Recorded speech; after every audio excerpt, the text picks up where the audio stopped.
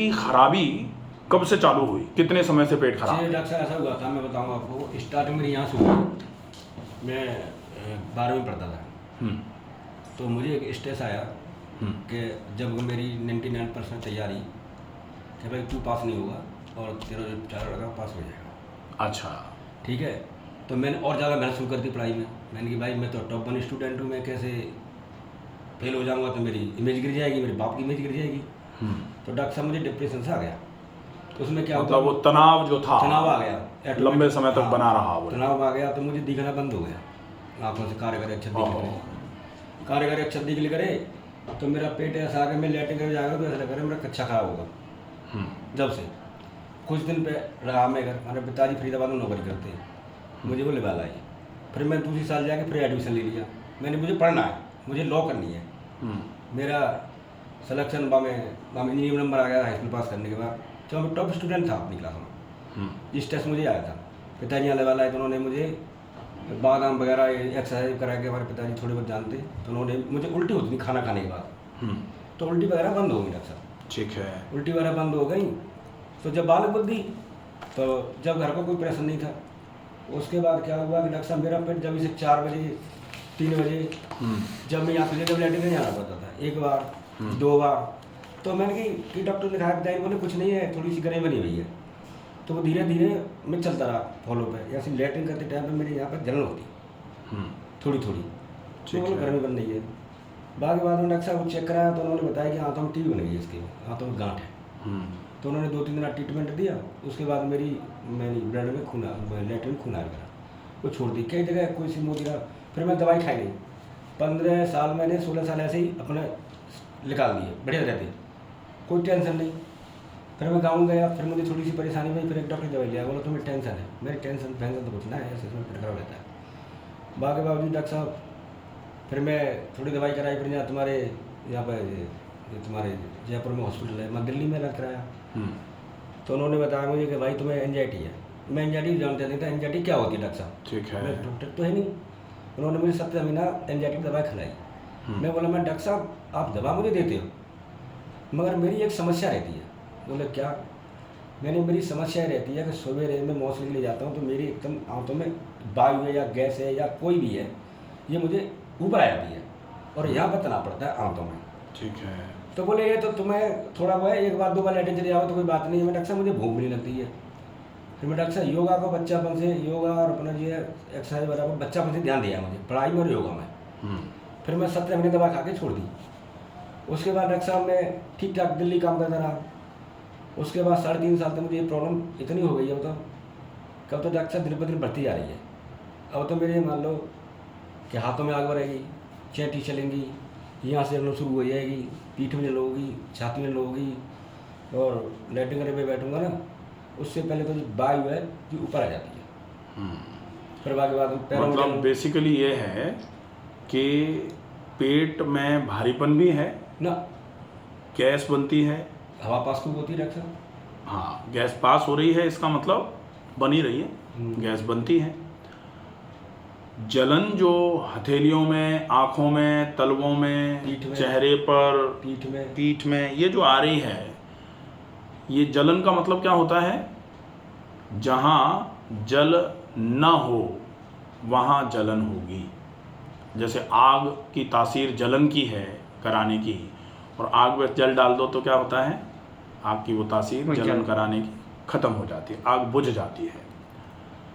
तो जलन तो गर्मी का स्वभाव है, और अगर जलन महसूस हो रही है इसका मतलब कंफर्म हो जाता है कि शरीर में गर्मी है। ठीक है। अब शरीर में अगर गर्मी है तो शरीर की बढ़ी हुई गर्मी को कम करने के लिए आप सबसे पहले नंबर पर जहाँ गर्मी पैदा होती है शरीर में, अब वैसे तो शरीर में गर्मी तो जब आप व्यायाम करते हो तो शरीर का कोष ऊर्जा लेता है, और हर कोष में माइटोकॉन्ड्रियल लेवल पर, हर सेल में माइटोकॉन्ड्रियल लेवल पर ग्लाइकोलाइसिस होती है और वहाँ हीट प्रोड्यूस होती है, वो पूरे शरीर को गर्म करने का काम करती है। लेकिन ये जो गर्मी है, ये गर्मी आपके पित्त की गर्मी है, बढ़े हुए पित्त की गर्मी, और बढ़े हुए पित्त की गर्मी है तो आमाशय गर्म हो रहा है। आमाशय मतलब स्टमक, और अगर ये स्टमक गर्म हो रहा है तो आपको स्टमक को ठंडा करना पड़ेगा। और स्टमक को ठंडा करना पड़ेगा मतलब आपको कैसे भी करके कुछ ऐसी चीज़ें जो तासीर में ठंडी हैं उनका उपयोग करना है। दूसरा, कोशिश करके पानी की इतनी मात्रा पीनी है जिससे जो आपके शरीर में अभी गर्मी है वो पानी जाए शरीर में, उस गर्मी को ले और निकल के बाहर आ जाए। ठीक है, क्योंकि जैसे होता है ना कि आप किसी इस बॉटल में एक कोई भी लोहे का टुकड़ा गरम करके, बिल्कुल लाल गरम करके और इस बॉटल में डाल दो, तो उस लोहे के गरम टुकड़े की गर्मी पानी में आ जाएगी और इस पानी को निकाल के ऐसे बाहर फेंक दो तो वो लोहे की गर्मी कम हो जाएगी ना। ऐसे ही पेट में गर्मी है, आप ये सादा पानी ऐसे मुंह से होते हुए पेट में भर दो तो ये पानी जो जब जाएगा तो पेट की गर्मी को सोख लेगा, पेट की गर्मी को ले लेगा और फिर वो नीचे जाके आंत में जाके लिवर की तरफ आएगा, फिर वो पूरे शरीर में घूमेगा, उसके बाद किडनी पे जाएगा और गरम गरम होकर के बाहर आ जाएगा। पहला काम। दूसरा काम, ज़्यादा मात्रा में पिया गया पानी फिर आप जब व्यायाम करोगे तो पसीने के रूप में वो बाहर निकल के आएगा, वो आपकी त्वचा को ठीक कर देगा। कभी कभी पसीना नहीं आने की वजह से भी जलन होती है। पसीना नहीं आ रहा, अब पसीना नहीं आ रहा तो जलन हो रही है। पसीना कैसे आएगा? ज़्यादा व्यायाम करने से। लेकिन कब? जैसे कभी कभी ऐसा होता है ना कि हीटिंग स्ट्रोक हो जाता है, पसीना नहीं आता।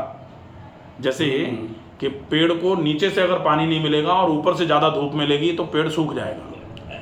लेकिन खूब धूप है तेज कड़ाके की, जड़ों पे अगर पानी है पेड़ की तो पेड़ कभी सूखता नहीं है, एवापोरेट होता रहता है पानी। नीचे से पानी ऊपर की तरफ जाता रहेगा, ऊपर से एवापोरेट होता रहेगा, वाष्पीकरण जिसको बोलते हैं। लेकिन अगर नीचे से ही पानी नहीं मिल पाया, आपके शरीर को आपने पानी नहीं दे पाया और आपके शरीर में गर्मी जो है वो पानी को एवापोरेट कराती जा रही है, तो पानी की कमी आएगी, शरीर गर्म होना चालू हो जाएगा, तो शरीर की गर्मी तो फिर नुकसान कर देगी। अब इस गर्मी को अगर ख़त्म करना है तो आपको व्यायाम भी करना पड़ेगा, क्योंकि व्यायाम में आप शुद्ध हवा अंदर ले जाओगे। शुद्ध हवा मतलब ठंडी ताज़ी हवा, ऑक्सीजन ज़्यादा अंदर जाएगा। शरीर में से अशुद्ध हवा जो है, कार्बन डाइऑक्साइड वाली हवा जो है, वो जितनी बाहर आ जाएगी शरीर उतना ठंडा हो जाएगा है। इसके बाद फिर ठंडे तासीर के खाने का उपयोग करो। जैसे आप सौंफ खाओ। डॉक्टर साहब मैंने सौंफ दिखाई आपकी वीडियो में, बिल्कुल। आपने अंजीर बताई, उसमें अंजीर मुनक्का। हाँ, अंजीर मुनक्का अभी अपन नहीं लेंगे क्योंकि ये पेट की एक्सेसिव हीट है। वो वीडियो जो बनाते हैं वो उस हिसाब से रहता है कि किसके लिए ज़रूरी है।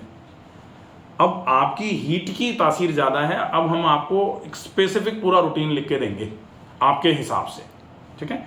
तो वो पर्सनलाइज्ड आपका ही होगा, उसको प्रॉपर तरीके से आपको फॉलो करना है, ठीक है। अगर फॉलो कर लेंगे डेफिनेटली इस समस्या में पूरे तरीके से आराम हो जाएगा। ये गर्मी भी कम हो जाएगी, ये एसिडिटी भी कम हो जाएगी, जलन भी कम हो जाएगी, पेट भी अच्छे से साफ़ होना चालू हो जाएगा और सारी चीज़ें प्रॉपर तरीके से शरीर में लगना चालू हो जाएंगी, तो कमजोरियां भी दूर होना चालू हो जाएंगी, ठीक है।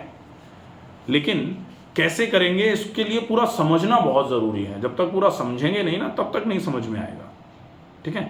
ट्रीटमेंट कैसे करना है, ये क्यों परेशानी आ रही है, ये पूरा समझ लोगे क्लियर हो जाएगा, बिल्कुल कोई दिक्कत नहीं, ठीक है।